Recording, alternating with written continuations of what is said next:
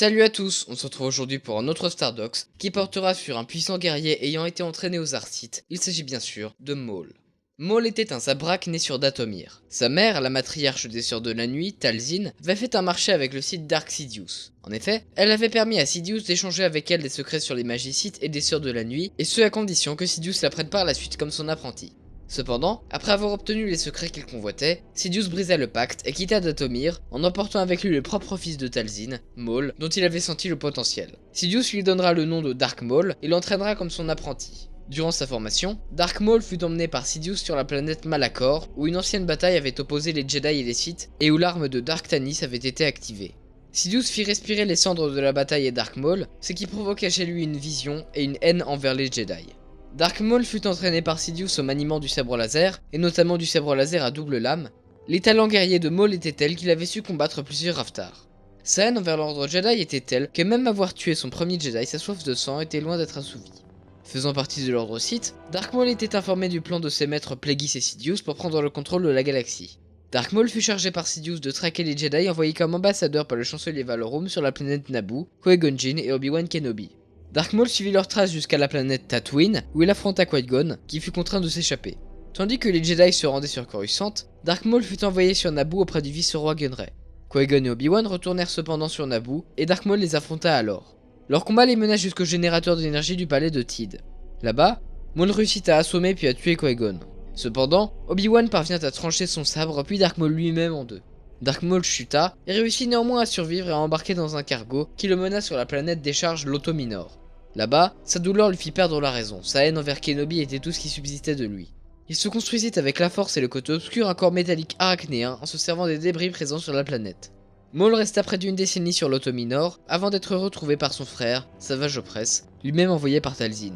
Savage le ramena sur Dathomir, où Talzin le guérit de sa folie. À partir du corps d'araignée, Talzin créa des jambes robotiques à Maul, qui étaient désormais de retour. Maul prit Savage comme apprenti, et se mit à semer la mort sur la planète Raydonia, à seule fin d'attirer les Jedi, et plus particulièrement Kenobi. Celui-ci finit par arriver sur Raydonia, envoyé par les Jedi pour que le massacre cesse.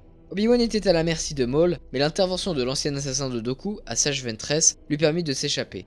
Maul entreprit ensuite de rallier à sa cause les pirates Wicked de Florom, ce qui échappa en partie puisque le chef pirate Hondo Ohnaka refusa de le rejoindre.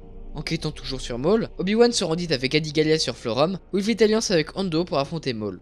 Bien qu'Adi Gallia fût tué par Savage, Obi-Wan parvint à trancher un bras à celui-ci, tandis qu'Hondo avait grandement endommagé les jambes mécaniques de Maul. Maul et Savage s'échappèrent de la planète, et, à bord d'une capsule de sauvetage, ils errèrent dans l'espace. Ils furent cependant retrouvés par des Mandaloriens de Death Watch, qui les remirent sur pied. Maul et les Death Watch de Prévisla devinrent alliés afin de prendre le contrôle de la planète Mandalore, alors dirigée par la duchesse Satine Kryze, l'ancienne amante d'Obi-Wan.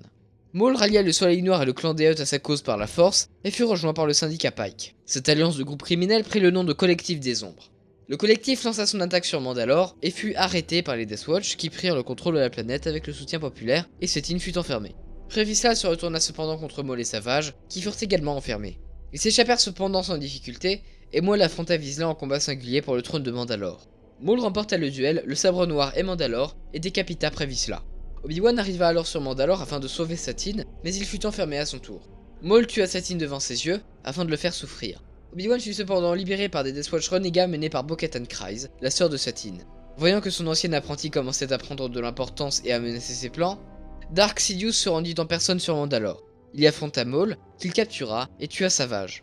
Maul fut libéré par les Death Watch de guerre saxonne et reprit le pouvoir sur Mandalore. Avec l'aide de son collectif des ombres et sous les ordres de la mère Talzin, il captura à la fois le comte Dooku et le général Grievous.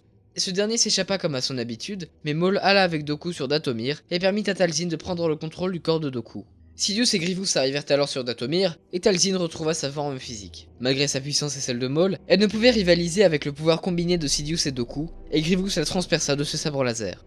Maul s'échappa et retourna sur Mandalore, mais il perdit cependant la planète face à un assaut de la République et des troupes clones dirigées par Ahsoka Tano. Malgré cela, Maul avait conservé son influence dans la pègre et son propre syndicat, l'Aube Écarlate, qui devint l'un des plus importants. Il était cependant recherché par l'Empire, qui déployait un inquisiteur à sa recherche. Maul le tua, et à partir du sabre laser de ce dernier, il se construisit un nouveau sabre laser à double lame. Il se rendit sur Malachor, afin d'utiliser l'arme de Dark Tanis, mais son vaisseau fut détruit. Il fut alors traqué par un autre inquisiteur de l'Empire, le 8e frère. L'inquisiteur fut cependant fait prisonnier par des rebelles qui venaient d'arriver sur Malachor. Ezra Bridger, un jeune rebelle et apprenti Jedi, rencontra Maul, et celui-ci commença à le faire basculer du côté obscur. Maul retrouva également Ahsoka, qu'il avait affronté lors du siège de Mandalore. Après avoir vaincu les Inquisiteurs, Maul trahit les rebelles et l'arme fut activée. Cependant, il fut vaincu par ceux-ci. Avec le chasseur du 8e frère, il parvint à quitter Malachor. Il contraint les rebelles d'Atolon à faire fusionner leur holocron Jedi avec l'holocron Sith récupéré sur Malachor pour découvrir si Obi-Wan était encore en vie. Une fois cette connaissance obtenue, il quitta la planète. Il attira les rebelles sur Dathomir, où il se servit d'un rituel pour savoir où se trouvait Kenobi. Il se rendit donc par la suite sur Tatooine, là où était caché Obi-Wan. Afin de le débusquer, il attira Ezra, qui se perdit dans le désert, forçant Obi-Wan à révéler sa position. Obi-Wan et Maul se retrouvèrent enfin après plus de 20 ans. Obi-Wan prit la position de combat de son ancien maître Qui-Gon, ce qui leurra Maul, qui, pensant pouvoir le tuer de la même manière qu'il avait tué son maître, tenta de l'assommer, mais il tomba donc dans le piège d'Obi-Wan, qui lui asséna un coup de sabre laser. C'est ainsi que mourut Maul, dans les bras d'Obi-Wan. Et voilà, c'est la fin de ce Stardox, on se retrouvera plus tard pour une nouvelle vidéo, alors au revoir et que la force soit avec vous.